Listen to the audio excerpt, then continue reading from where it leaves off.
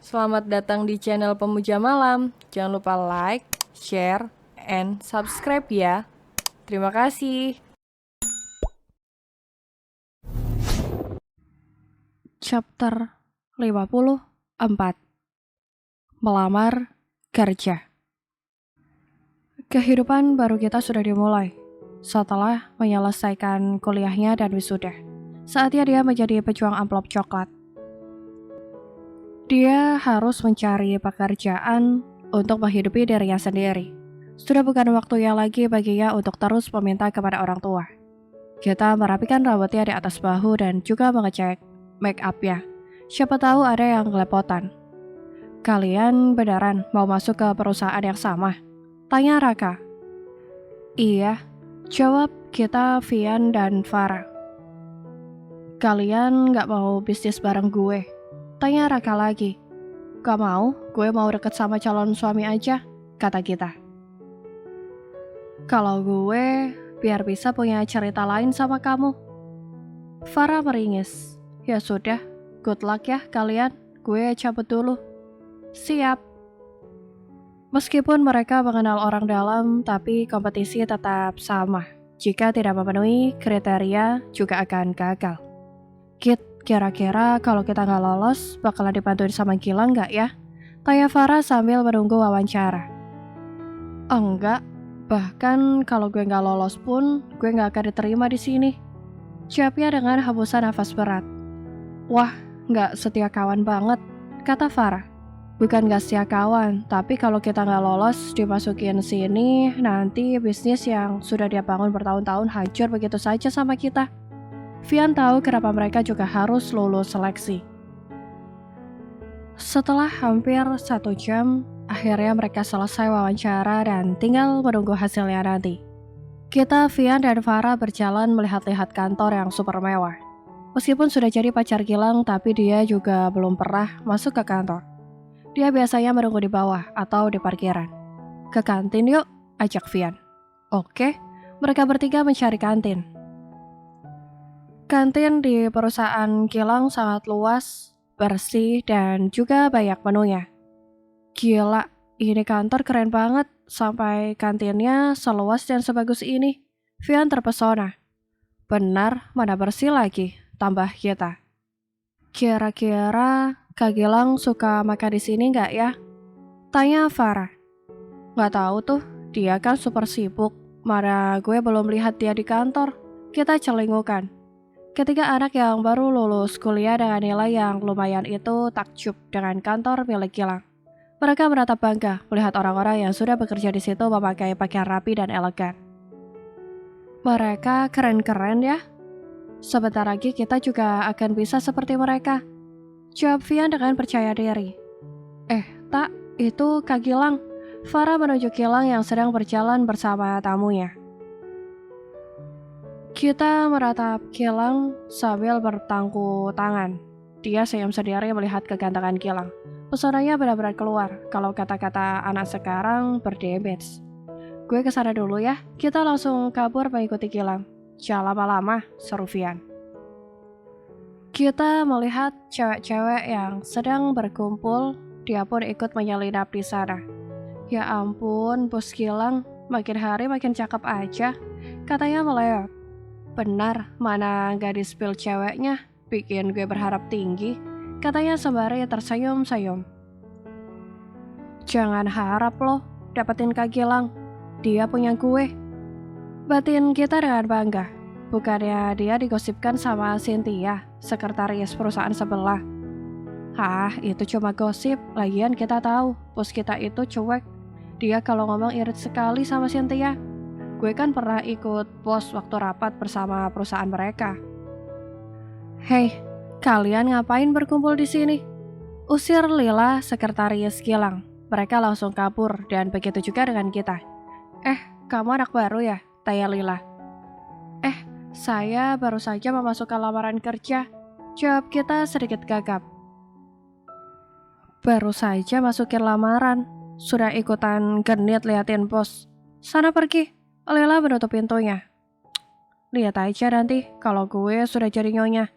Kita pergi. Kita duduk kembali bersama dengan teman-temannya. Dia melipat kedua tangannya karena kesal.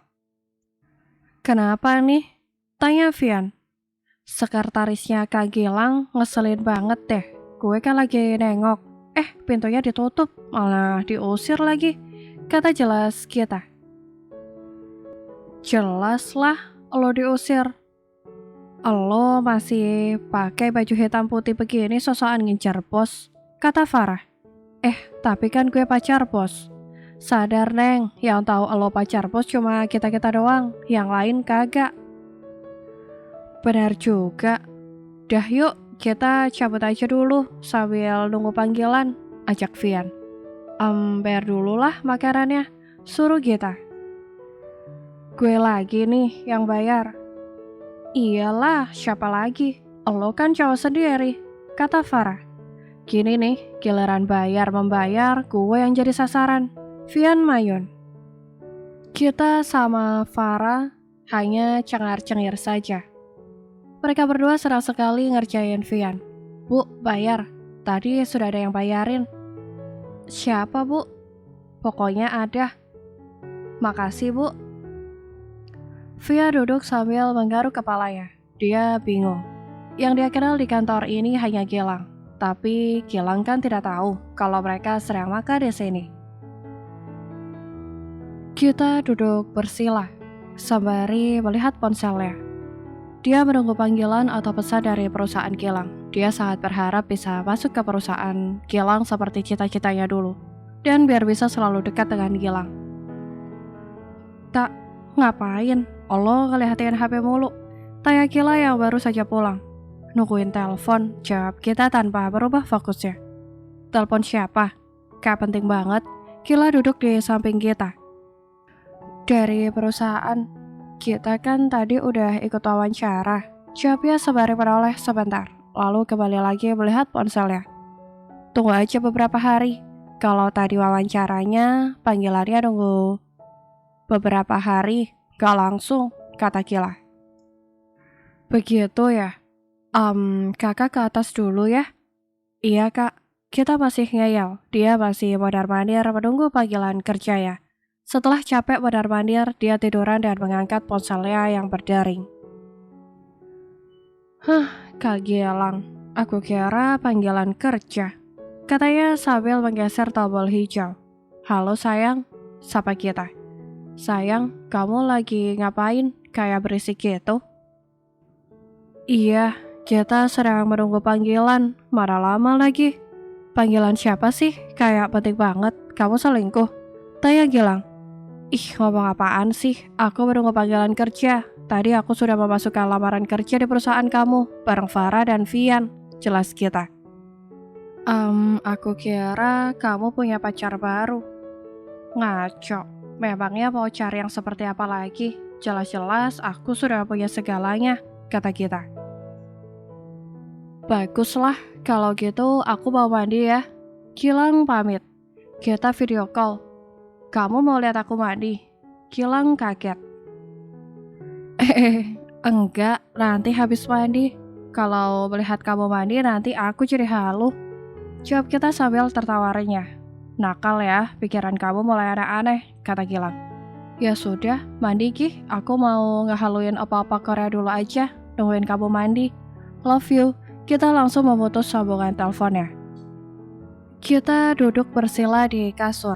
Dia melipat kedua tangannya di dada. Dia membayangkan badan Gilang yang sangat bagus. Pasti sangat keren kalau dia membuka bajunya.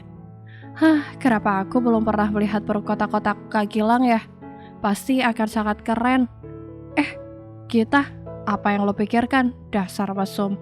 Kita memukul pelan kepalanya sambil cengar-cengir gak jelas. Kita bergegas ganti baju setelah dia dipanggil mamanya untuk makan malam. Kita, kamu lama sekali sih, panggil Gila. Iya, ini juga lagi turun, kata kita. Kita selesai makan dan siap kembali lagi ke kamarnya untuk menunggu telepon dari Gilang. Bukan lagi telepon dari perusahaan karena sudah malam. Mbak, ada Mas Gilang di teras karena gak mau disuruh masuk, kata Bik Nana. Kita tersenyum lebar lalu berlari keluar. Dia langsung memeluk Gilang. Kita mengeratkan pelukannya mulai menghalus seperti tadi. Dia menghirup wangi dari tubuh Gilang yang sangat khas dari parfumnya. Kenapa senyum-senyum begitu? Tanya Gilang.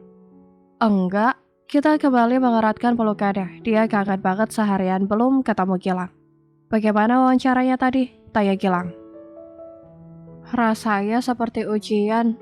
Kita nggak tahu jawaban yang aku sampaikan benar atau salah. Kata kita. Seenggaknya kamu sudah berusaha. Gilang memberikan ciuman kecil di keningnya. Dia kemudian melepaskan pelukannya. Mereka berdua duduk di depan teras sembari menikmati malam. Kenapa kita belum mendapatkan panggilan kerja ya? Apa kita nggak keterima? Kamu kan baru saja wawancara. Tunggu 2-3 hari, nanti akan dihubungi. Kalau kita tidak lolos, bagaimana? Apa kita bisa menyogok HRD Kak Gilang biar aku bisa masuk? Kata kita sembarangan. Mana boleh curang. Gilang menyentil kening kita pelan. Kita nyengir sambil mengelus keningnya. Kita takut gak bisa masuk ke sana. Kita mulai khawatir dia gak bisa masuk ke dalam perusahaan Gilang. Kamu harus percaya diri dan berpikiran positif. Jangan mudah pesimis begini. Kamu gak boleh berpikir seperti ini. Gilang mengelus rambut kita. Gilang tidak mau langsung menerima kita, supaya dia berusaha dulu. Dan juga tidak memberikan hak istimewa kepadanya di perusahaan, agar dia tetap profesional nanti saat benar-benar diterima. Tapi lain lagi kalau mamanya tahu kita memasukkan lamaran di perusahaannya, pasti akan langsung menerima tanpa syarat. Dan pasti akan heboh memamerkan dia sebagai menantunya. Tapi kita beneran takut. Saingan kita nilai kuliahnya bagus-bagus, bicaranya keren, berbahasa Inggris sangat lancar. Kita kembali pesimis. Kalau kamu memang gak bisa masuk di perusahaanku, kamu bisa kok langsung masuk ke daftar kartu keluarga aku. Canda Gilang. Ih, gombal. Kita beneran cemas deh.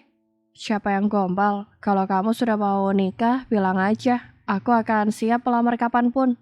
Kata Gilang membuat wajah kita merona. Ngomong-ngomong, Kak Gilang kok tiba-tiba kesini? Ada apa? Kangen kamu aja. Oh iya Kak, tadi di perusahaan kan kita sama Farah dan Vian makan di kantin gak bayar. Apa Kak Gilang yang bayarin? Tanya kita. Gilang hanya menjawab dengan senyuman, kemudian mengusap kepalanya. Ya sudah, sana, masuk sudah malam. Sebentar banget mainnya. Sudah malam, kamu harus siap-siap buat besok, kata Gilang. Memangnya besok mau ngapain? Orang masih nganggur. Ya takut telat nganggurnya, kata Gilang. Ih, nakal. Kita menata bantal dan siap untuk bermimpi malam ini.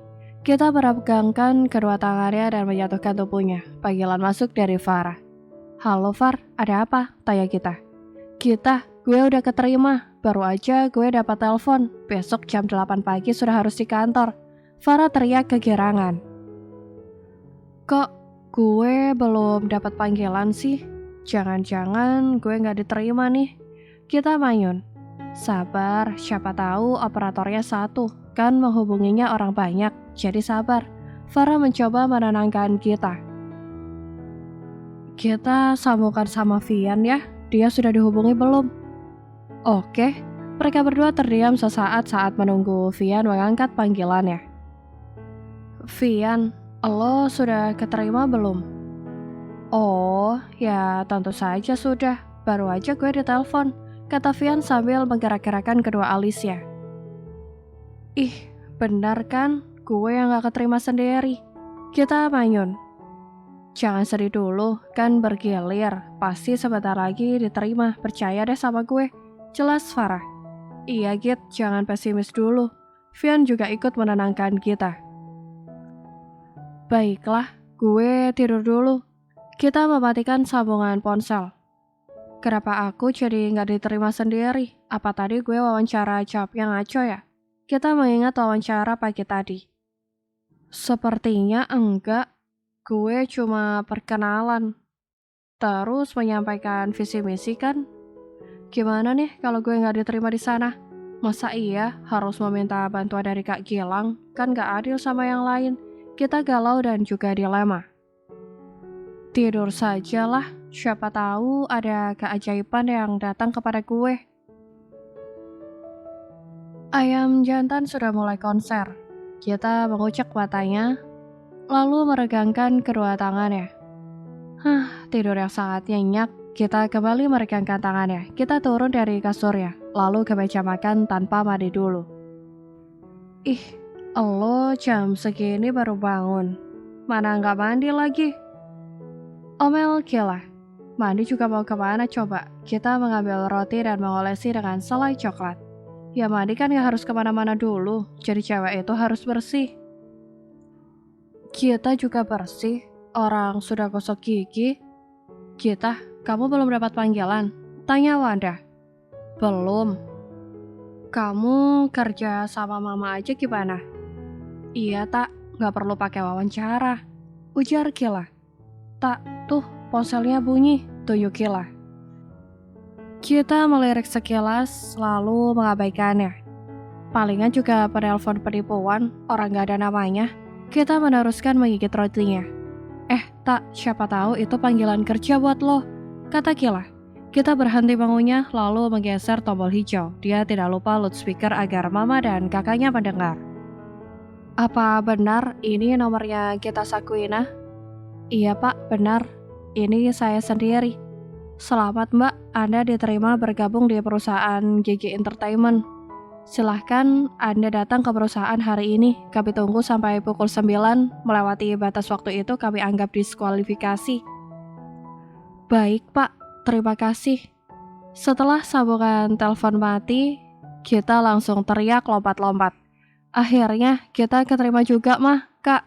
Kita girang banget. Kalau keterima buruan mandi, ini sudah jam 8. Oke, kita mandi sekarang. Bersambung.